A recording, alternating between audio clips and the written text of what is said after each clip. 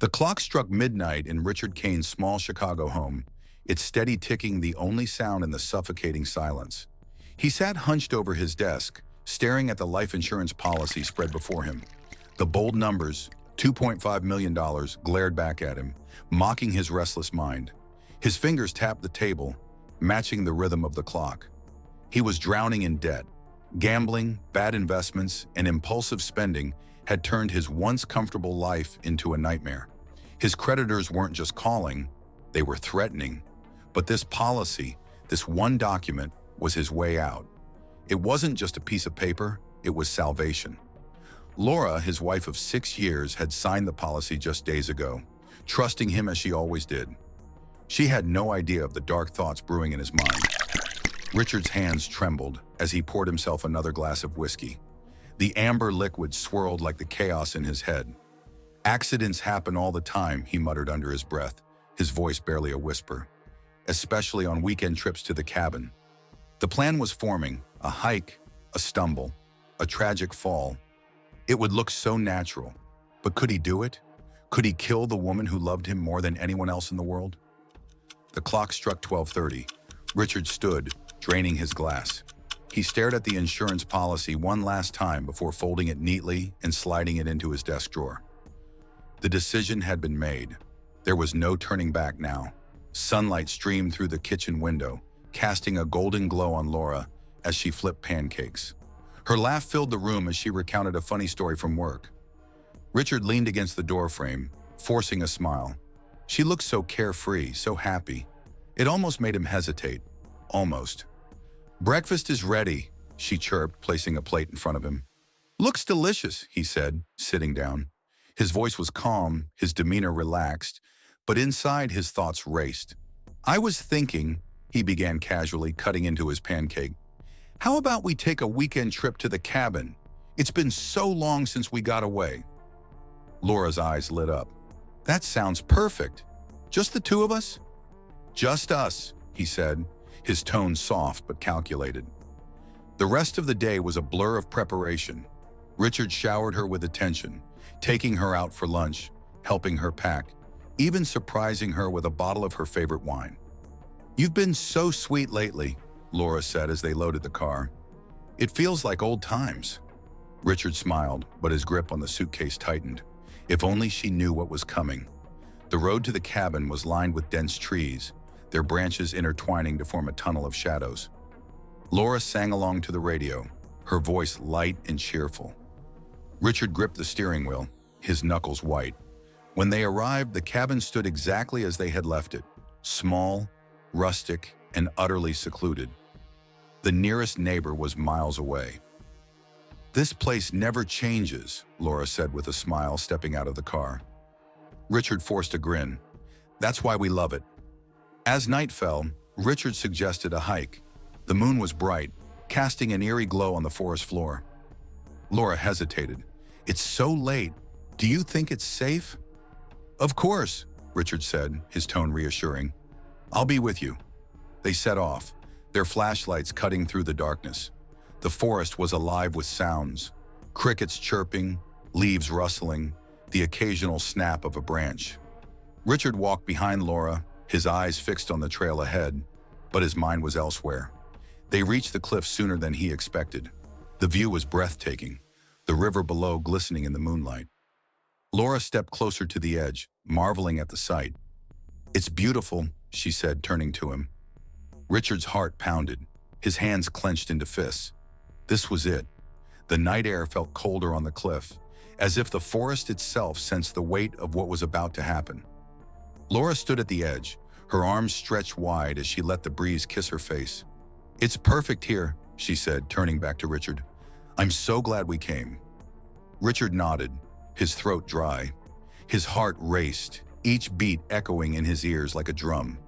He could feel the sweat on his palms, but he wiped them on his jeans, trying to steady himself.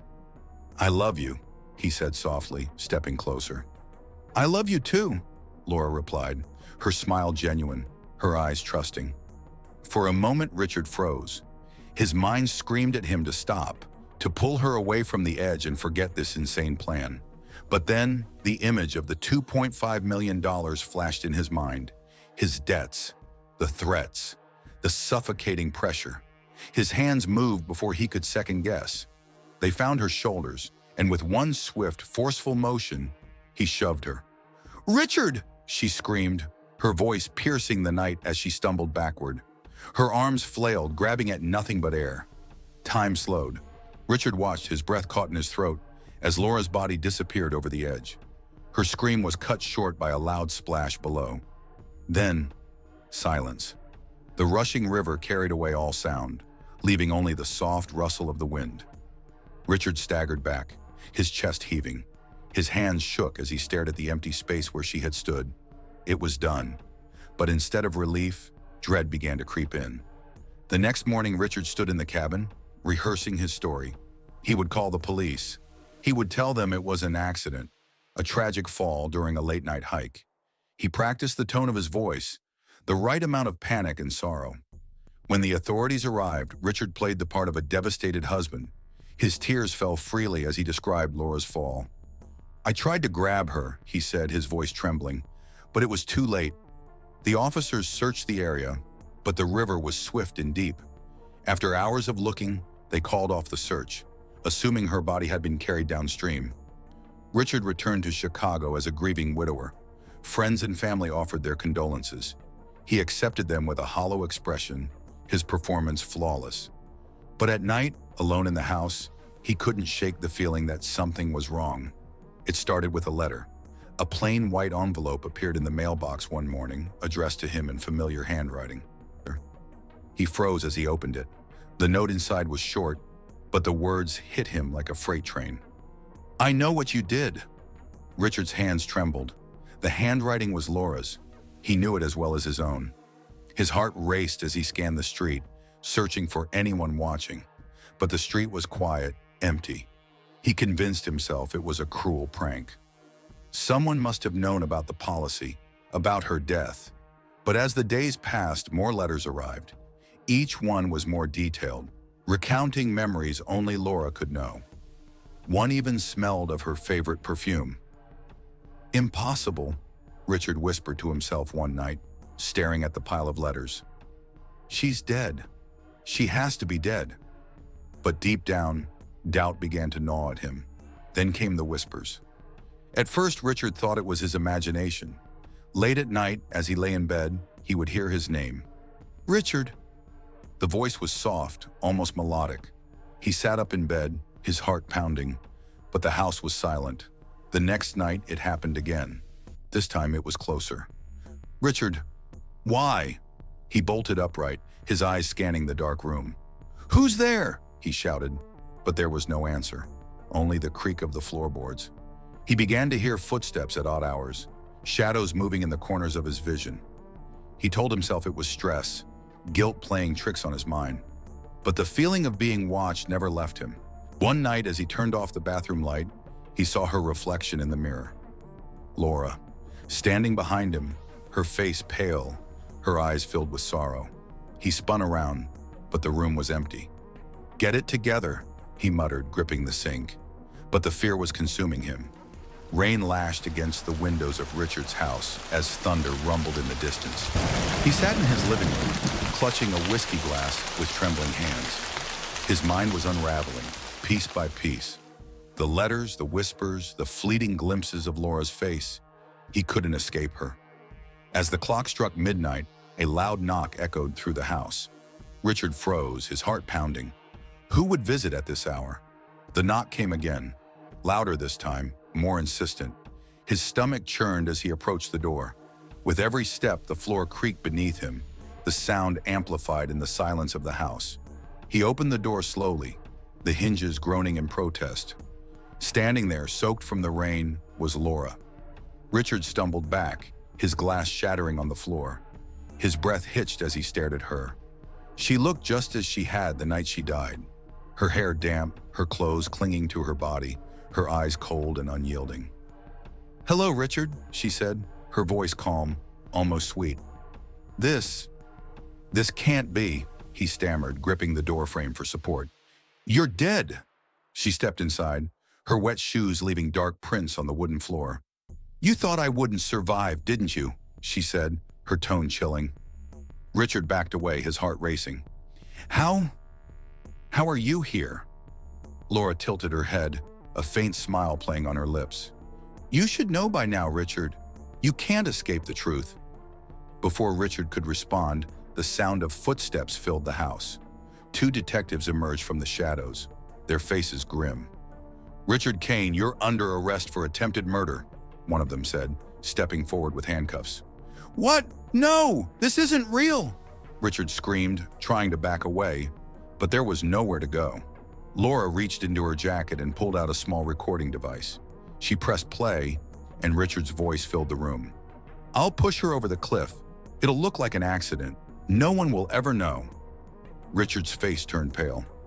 Where did you get that?" "I recorded our conversation that night," Laura said, her eyes narrowing. "You didn't know, but I suspected something. When you pushed me, I managed to grab a branch and climb back up. I've been waiting for this moment ever since." Richard collapsed to his knees, his mind spinning. The weight of his crime crashed down on him, suffocating him. "You'll pay for this," Laura said, her voice steady. "Just like you planned for me to pay with my life." The detectives hauled him to his feet and led him out of the house. Rain poured down as they placed him in the back of the squad car.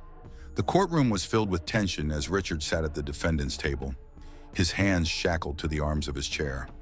The trial had dragged on for days, the evidence mounting against him. Laura, his wife, his victim, was the star witness, and her testimony had been damning. Richard's mind swirled with anger and desperation. How had she survived? How had she gotten the recording? Her voice echoed in his mind, every word a reminder of his failure. "You can't escape the truth," she had said, and now here they were, on the edge of justice. The judge was speaking, his voice deep and authoritative. "Richard Kane, you are hereby—" But Richard's thoughts were a blur. The weight of his actions, the pressure of the trial, and the suffocating knowledge that his life was about to be torn away. It was too much. The courtroom seemed to close in around him. Then he saw her. Laura. She was sitting at the front, her eyes cold and unforgiving.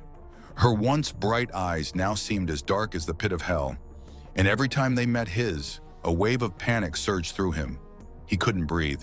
His chest felt tight, his heart pounding louder with every passing second. He couldn't let her leave. He couldn't let her walk out of here victorious, knowing she had outsmarted him. His grip on the chair tightened, his mind screaming for action. As the judge continued speaking, Richard's eyes darted around the courtroom. The guards stood nearby, distracted by the proceedings. He was alone in his own thoughts. For one brief moment, he saw an opening, the smallest crack in the door of opportunity. In one swift movement, Richard yanked his hands from the shackles. They were loose, too loose. His pulse quickened. He bolted from the chair, knocking it over in his haste. The officers lunged toward him, but Richard was already moving, his desperation making him faster than he had ever been. He rushed toward Laura, his eyes wild with fury. She was sitting there, stunned, unable to process what was happening. The room erupted into chaos, but all Richard could see was her. He reached her before anyone could stop him. "Richard!" Laura screamed, but it was too late. His hands were around her throat, his fingers tightening with a fury he hadn't felt before. Panic spread like wildfire. The courtroom erupted into screams, but Richard was lost in his own madness. Her eyes widened in shock, but there was no mercy in his heart. She had destroyed him. She had ruined everything. Laura struggled, but Richard's grip only tightened. The last thing he wanted was for her to survive this time. Not this time. But as the officers grabbed him from behind, pulling him away, Richard's gaze never left her. Her face was turning pale, her breasts becoming shallower. For a moment, everything went still. Then the room exploded with noise, the officers pulling him away, the screams and shouts growing louder. But Laura's eyes, they never blinked again. The police wrestled Richard to the ground, restraining him once more. His hands were shackled, but now his fate was sealed. In the chaos, as the courtroom descended into mayhem, Richard could hear the distant sound of sirens. He could feel the weight of everything he had done crashing down on him.